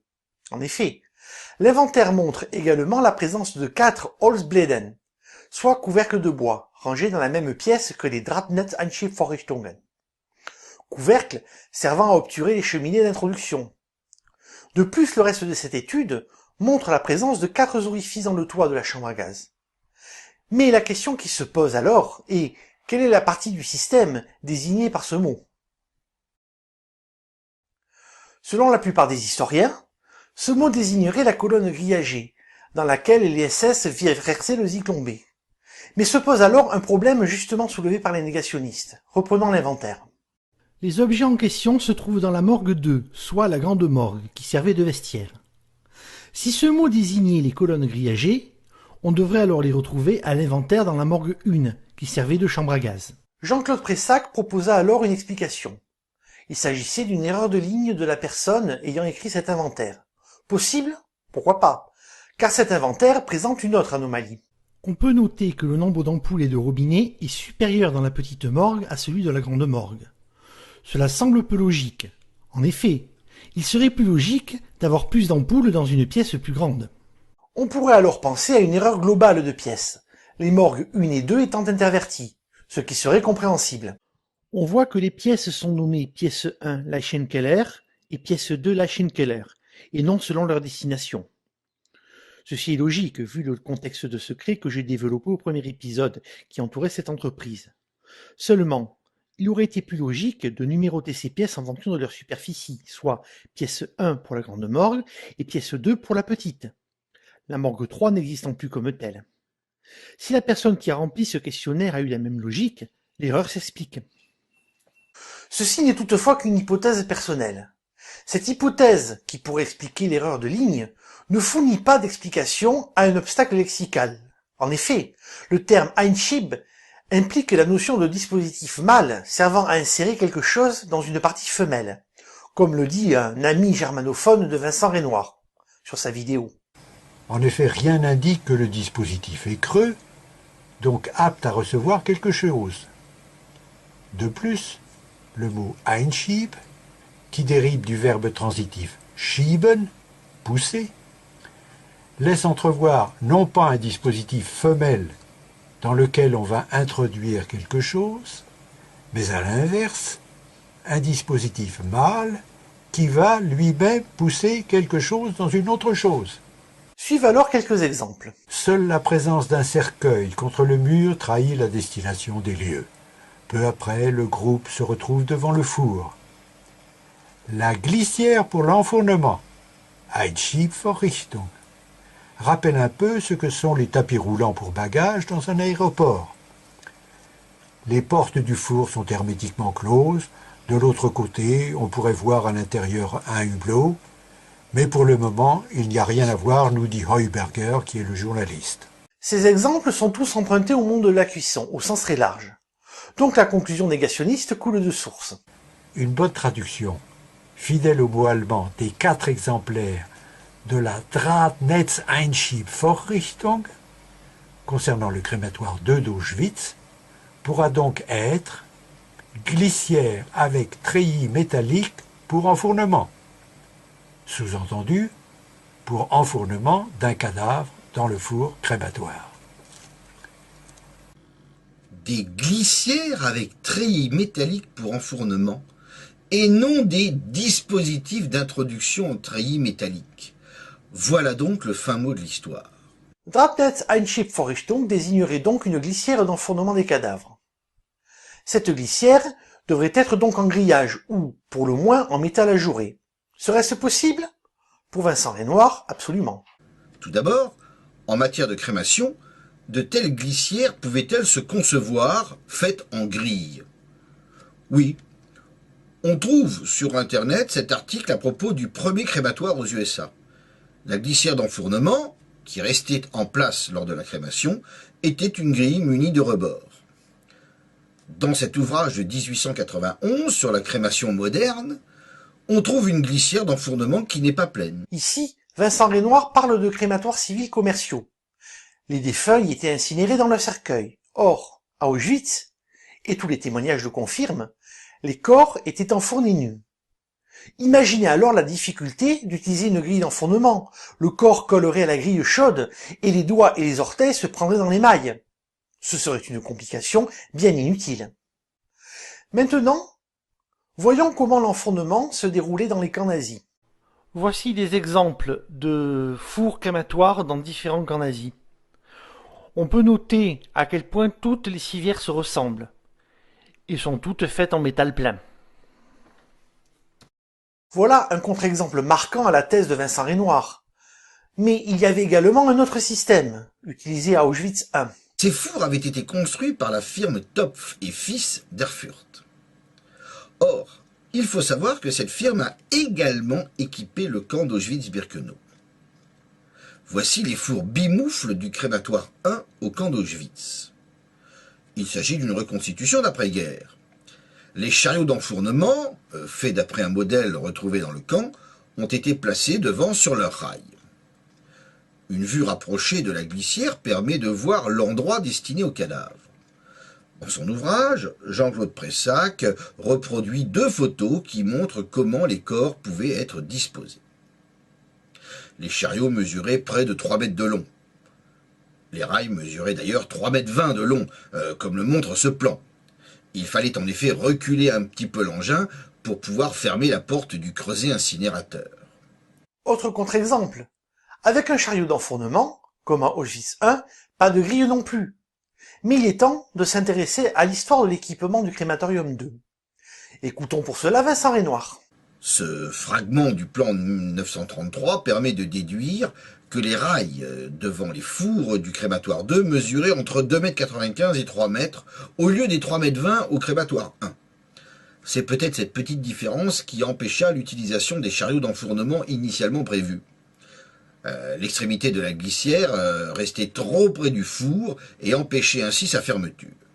Mais on pourrait avancer d'autres hypothèses pour expliquer cet abandon du chariot. Quoi qu'il en soit, le 25 mars 1943, soit 6 jours avant la livraison du crématoire, l'ingénieur qui supervisait la construction des fours écrivit « Pour les fours trimoufles, le chariot pour l'introduction du cercueil sera remplacé par des engins portant des cadavres. » Notons que le terme allemand utilisé, Leichentragen, est très flou et ne correspond pas au mot civière, qui se dit tragbar. Dès lors, de quoi s'agissait-il? qu'est-ce qu'étaient ces Leichentragen? Donc la lecture de ce bordereau montre que les chariots d'introduction ont été abandonnés au profit d'un autre dispositif. Ce qui veut dire qu'il y avait un système d'enfournement des cadavres, mais que, pour une possible erreur de conception, rail trop court, ce système n'a pas été utilisé. Après tout, même dans la discipline SS, des erreurs de conception sont possibles. Ce qui pourrait expliquer le fait que le système que Michel Coula a décrit dans sa déposition n'a pas été finalement utilisé en l'état, pour cause d'erreurs de conception, l'empêchant de s'insérer dans les ouvertures. Mais notez comment le système prévu à l'origine était nommé. Sargeinführungswagen, soit, littéralement, chariot d'introduction de cercueil. Mais Vincent Renoir va plutôt se focaliser sur un autre mot important de cette phrase. Pour trouver un élément de réponse, considérons le témoignage pictural de l'ancien membre du Sonderkommando David Holler. Son dessin de la salle des fours du crémateur 3 est intéressant. Notez l'absence de rails au sol devant les fours. Soit ils n'avaient pas été installés, soit ils l'avaient été, mais ne servant à rien, ils étaient sortis de la mémoire de David Holler.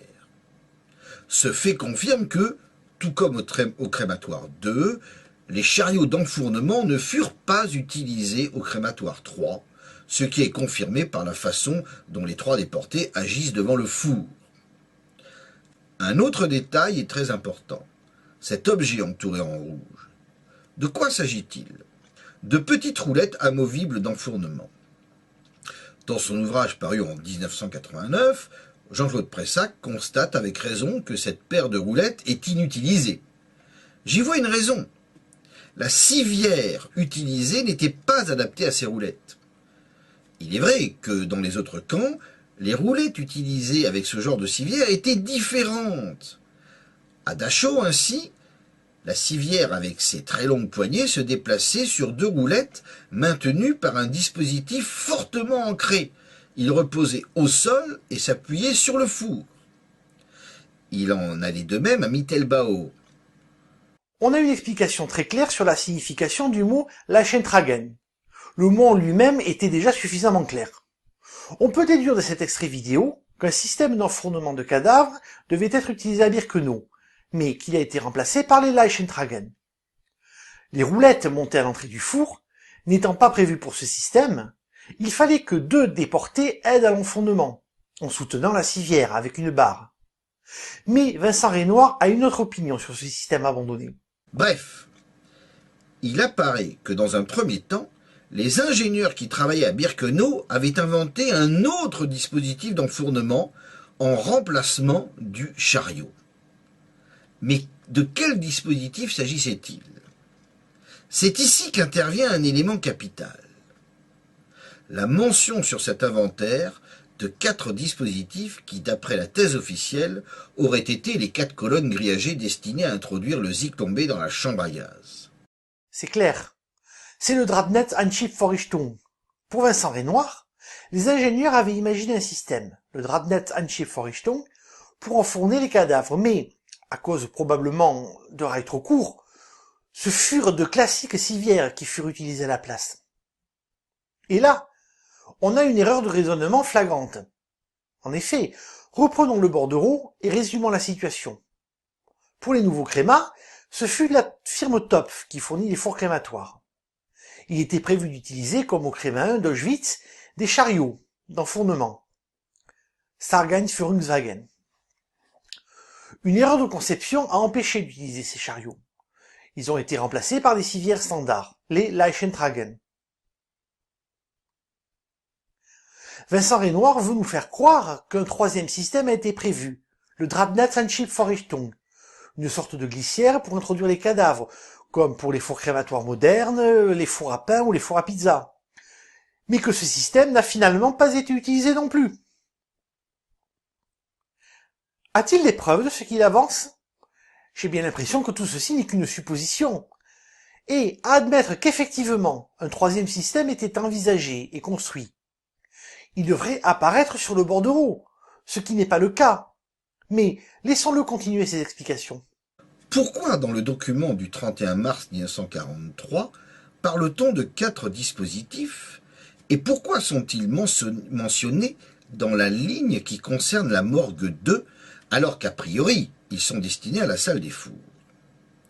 Pour répondre, je rappellerai que dans son témoignage, l'ancien membre du Sonderkommando Henrik Tauber a déclaré que chaque crématoire possédait 2 civières, ce qui paraît très logique, étant prévu pour chercher les corps dans les morgues, puis pour les amener jusqu'au four via le petit monte-charge, 2 civières étaient suffisantes. Vincent Renoir affirme donc qu'il y avait tout le temps une civière dans les morgues pour pouvoir transporter les corps. Et il s'appuie sur cela sur le témoignage d'Henrik Tauber. Reprenons ce témoignage.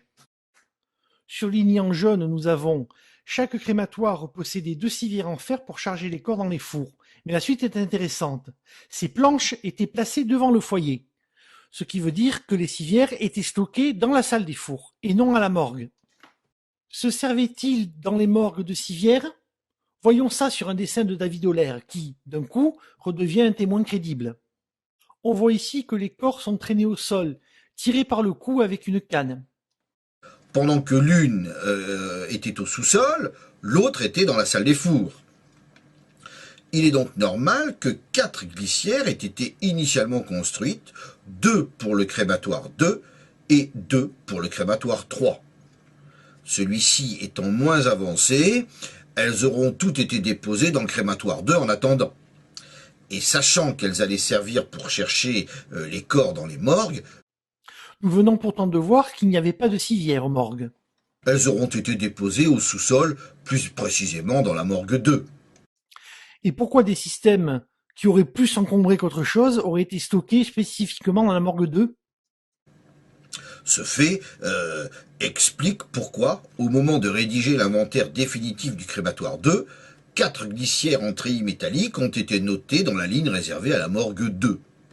Sachant enfin que ces glissières furent très rapidement abandonnées au profit de civières manipulées autrement, c'est Oller lui-même qui le confirme avec l'abandon des petites roulettes d'introduction, les 2 qui avaient été prévus pour le crématoire 3 n'y furent pas amenés. D'où le fait qu'on n'en trouve nulle trace sur l'inventaire de livraison de ce crématoire 3, daté de juin 1943. On le voit, il n'y a là rien de mystérieux ni d'inexplicable. Donc la présence des Einschip-Vorrichtungen à la morgue 2, soit le vestiaire, s'explique par le fait qu'il y aurait eu des civières dans les morgues, ce qui est faux, et que ces systèmes devenus inutiles y seraient restés. On a là une collection de contre-vérités. Pour résumer, il n'y a eu que 2 systèmes au Créma 2. Les Sargeinführungswagen, remplacés pour cause des erreurs de conception par les Leichentragen. Les Drapnet Einschip-Vorrichtungen n'ont jamais rien eu à faire avec la crémation à Birkenau, comme je l'ai démontré. Ensuite, ces systèmes d'enfournement auraient été présents dans les morgues, ce qui est également faux. Et pour finir, ce système inutile aurait été laissé à encombrer dans la morgue 2. C'est pourquoi je rejette catégoriquement ces conclusions. Les Drapnet Einschip-Vorrichtungen n'avaient aucun rapport avec la crémation, mais avec l'introduction du Zyklon B dans la chambre à gaz. Mais alors pourquoi, si les Drapnet Einschip-Vorrichtungen étaient liés à l'introduction de Zyklon B, étaient-ils à l'inventaire de la morgue 2, soit le vestiaire, et non la morgue 1, soit la chambre à gaz? La clé de leur réponse est fournie par les objections linguistiques des négationnistes. En effet, le mot Einschib, dérivé du verbe schieben, voulant dire pousser, implique une notion de dispositif mâle insérant un objet dans un dispositif femelle. Il est alors tout à fait envisageable que ce mot désigne les paniers servant à contenir les cristaux de Zyklon B. En effet, ces paniers étaient mobiles et donc n'étaient pas attachés aux colonnes grillagées.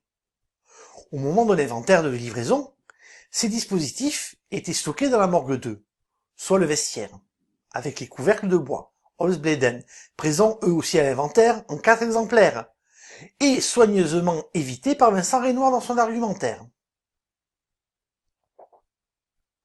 La conclusion de tout ceci est donc que les Drapnet Einschip-Vorrichtungen étaient les paniers servant à insérer les cristaux de Zyklon B dans la chambre à gaz, via des colonnes grillagées.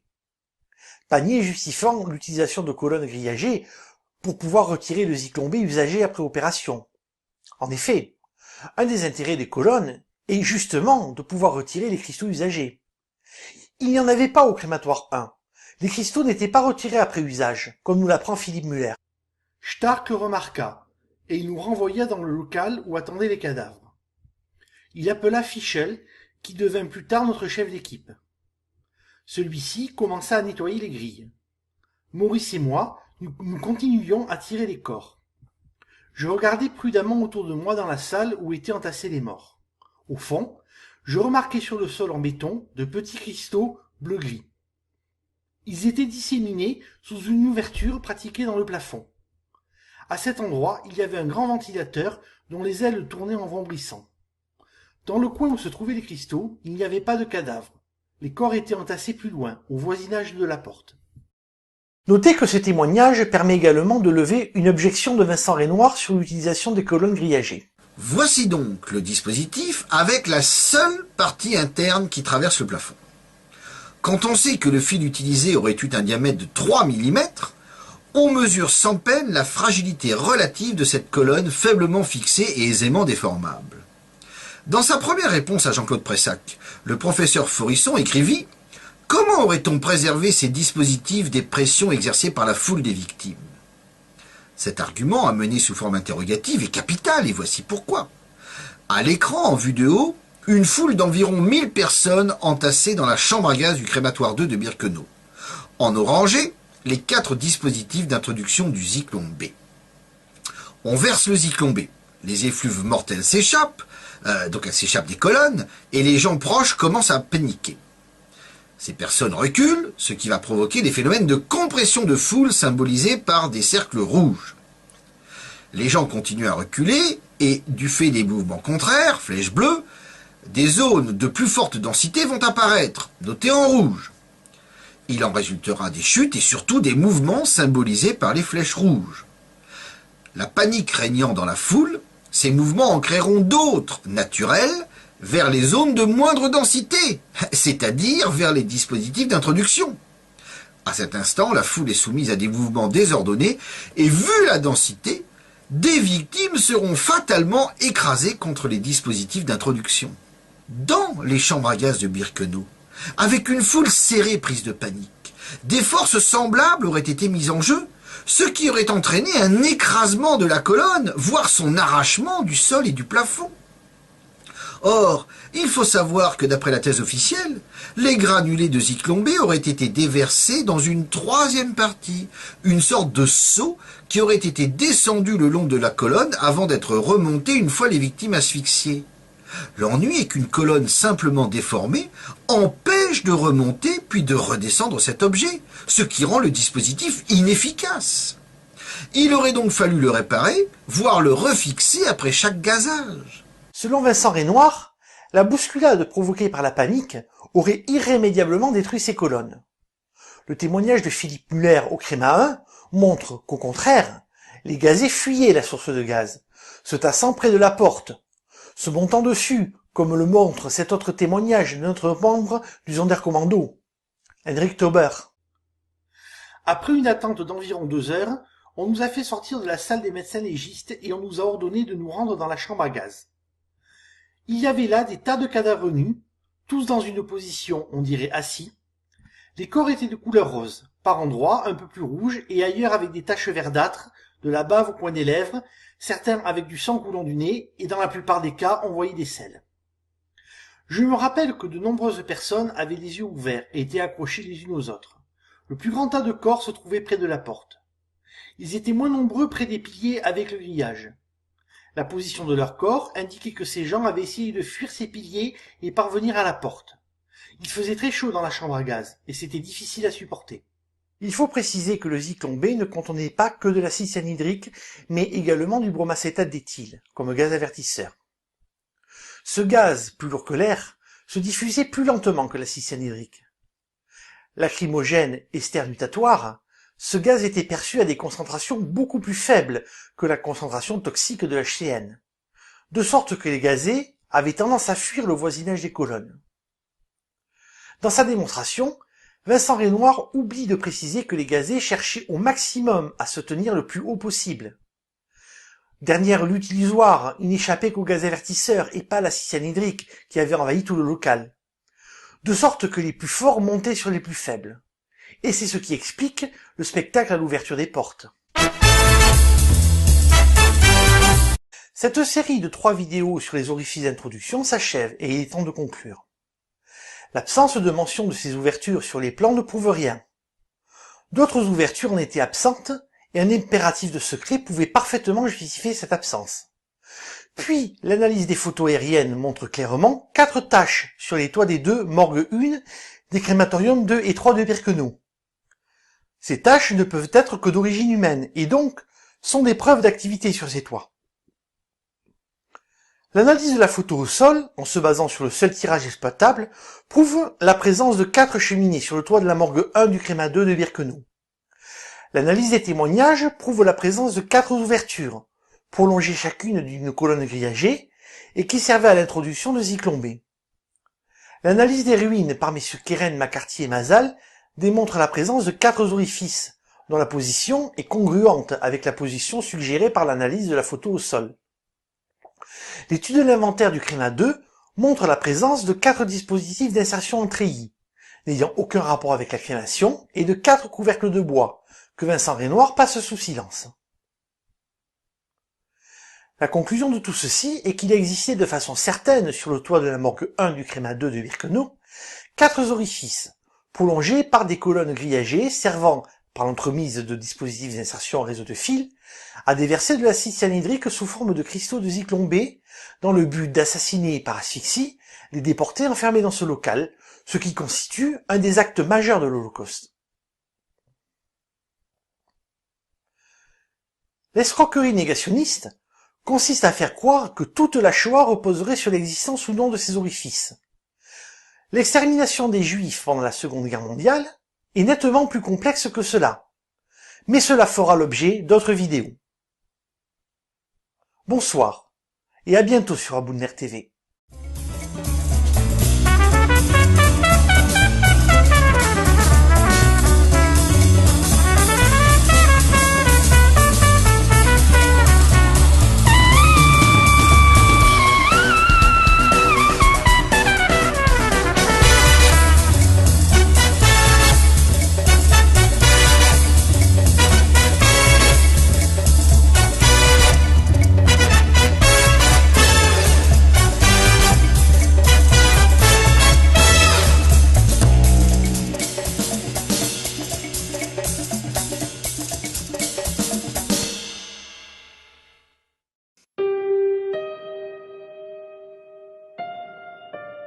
Cette photo prise par les soviétiques à la libération de Birkenau est très connue. On y voit des vieilles femmes qui dorment à 3 par paillasse, voire davantage, et d'autres qui, au premier plan, dorment sur le banc central de la baraque. Voici maintenant une image du film pris par les soviétiques. Les femmes sur le banc central ne dorment pas, elles sont assises et parlent tranquillement. On me répondra que les lits, eux, sont bondés. Certes, mais regardez ce plan plus large filmé un peu auparavant. Les lits du fond sont vides. Les femmes se sont donc serrées dans ceux de devant. Et regardez maintenant ce plan encore plus large. Les lits de gauche sont quasiment tous vides. Cette photo n'est donc qu'une mise en scène grossière destinée à faire croire qu'en situation normale, les lits étaient surpeuplés.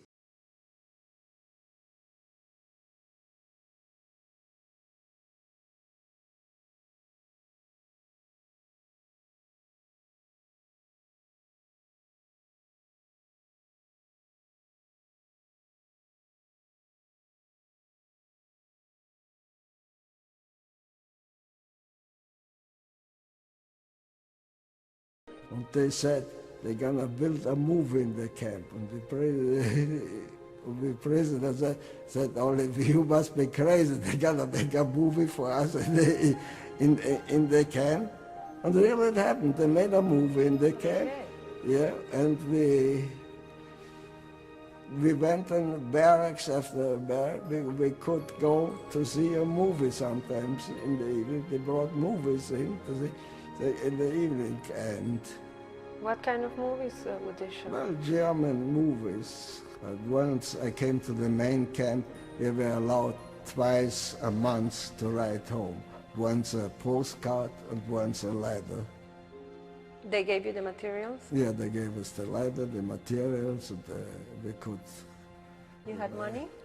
Yeah, we still got the money we got through the Jewish community from Vienna who sent us everybody some money. And in the camp you could have currency? Yeah, we could have money because there was in camp also what they call a cantina. And not many times, but once in a while they sold a few cigarettes or they sold something, whatever they had. So if you had money you could buy in the cantina there. Redeemable in that cantina if they had something. So that was their way of distributing money then to everybody. Everybody got this money then. Professeur, bonjour. Bonjour. Alors quelques mots sur cette audience. Cette fois-ci, c'est vous qui attaquez. Oui, je porte plainte contre le journal Le Monde, la journaliste du Monde qui s'appelle Ariane Chemin. J'estime que ces gens m'ont diffamé en osant dire notamment que j'étais un faussaire de l'histoire, un menteur professionnel et un falsificateur. Voilà. Chose qui n'a jamais été, comment dirais-je... Aucun tribunal, aucune cour n'a jamais décrété que j'étais un faussaire, un falsificateur, un menteur. On m'a reproché de ne pas tenir compte de la loi Guessot, par exemple, qui interdit la contestation des crimes contre l'humanité tels que définis par les vainqueurs contre les vaincus, où on m'a reproché ou diffamation raciale ou ce que vous voudrez, mais loin de me trouver en une quarantaine d'années la moindre tricherie, le moindre mensonge, eh bien, il est arrivé que, par exemple, en 1983, on rende hommage à la qualité de mon travail. C'est même ce qui a affolé la partie adverse et qui l'a conduit à penser qu'il nous faut vraiment une loi spéciale contre cet individu. Domergue de Ménas, est-ce que vous pouvez vous définir? Je descends par ma mère d'une famille juive internationale, qui est la famille de Ménache, qui est une famille de coton et de banque égyptienne. Et je suis en désaccord profond avec toute cette famille et tous les congénères de ce que j'appelle la conjoncture spéculative athée, rothschildo-marxiste, avec Marx, Freud, Einstein, Picasso, etc. Un de mes amis qui s'appelait le docteur Henri Pradal, qui était expert à l'Organisation mondiale de la santé, disait de moi que j'étais le plus marginal des marginaux. Quels sont les ouvrages que vous avez écrits? Bon, les ouvrages que j'ai écrits, bon, il y a 4 ou 5 simplement. Ce sont tous de la TNT compressée, ou hyper comprimée si vous voulez. Le premier, ma prise de conscience, qui a un fil autobiographique qui s'appelle J'ai mal de la terre. Autour de ce fil conducteur autobiographique se greffe la prise de conscience extrêmement nouvelle dont on peut prendre connaissance en lisant le livre, bien sûr. Avec bien sûr une douleur métaphysique, puisque le livre s'appelle J'ai mal de la terre. Entre parenthèses, le titre n'est même pas français, car on a pas mal à la tête, on a mal à la tête, on a pas mal de la tête. Mais il se trouve que poétiquement, ce titre incorrect convient parfaitement au titre, donc J'ai mal de la terre. Il a donc gardé cette appellation non contrôlée par la grammaire. Et donc ce livre est important parce que, évidemment, il permet de comprendre comment l'esprit de l'auteur a été dirigé vers une recherche. par, si vous voulez, les traumatismes de son enfance, les chocs qu'il a pu recevoir pendant sa jeunesse, et comment il, sortant d'une famille juive extrêmement importante, qui est la famille de Ménache, la banque, le coton égyptien, il a pu, en observant cette famille, dégager une mentalité qui l'a stupéfié, se poser la question de savoir si c'était lui ou eux qui étaient faux, et découvrir enfin que c'était pas lui, mais eux. Et finalement, il s'est propulsé dans la société moderne, après ses études, et il a découvert que la mentalité qu'il avait dénoncée dans sa famille, qu'il avait retrouvée, elle était partout. Elle était dans le capitalisme, elle était dans le marxisme, elle était partout. C'est-à-dire un système de pensée spéculatif, absolument glacial, totalement hypertrophié, ne tenant compte d'aucun caractère vraiment humain, alors qu'il prétend s'en servir, ou du moins les viser en permanence. Non pas s'en servir, mais les servir et sans les utiliser en permanence. Énorme mystification. Nous avons vu à quoi le marxisme a mené. Le marxisme pseudo-altruiste a mené à des dizaines de millions de victimes, a mené à un camp de concentration aux dimensions d'un pays immense, qui est la Russie, hein, par conséquent, a mené à la mort. Ce sont donc des doctrines de mort. De même, la science est aussi entre leurs mains. Même si on prétend et même on a prouvé que les découvertes d'Einstein venaient de Poincaré et non pas d'Einstein. C'est un petit détail, car les Juifs ont en effet la priorité, c'est une priorité scientifique, et ils sont extrêmement forts en physique, en chimie, et même en médecine, que j'appelle médecine hypophysaire, c'est-à-dire médecine analytique, médecine de spécialistes. Donc, ils sont donc les champions de ce genre de choses. Mais tout cela est dégagé d'un contexte de synthèse, c'est-à-dire un contexte de cœur. Ils sont donc privés de cœur, ils sont privés de synthèse.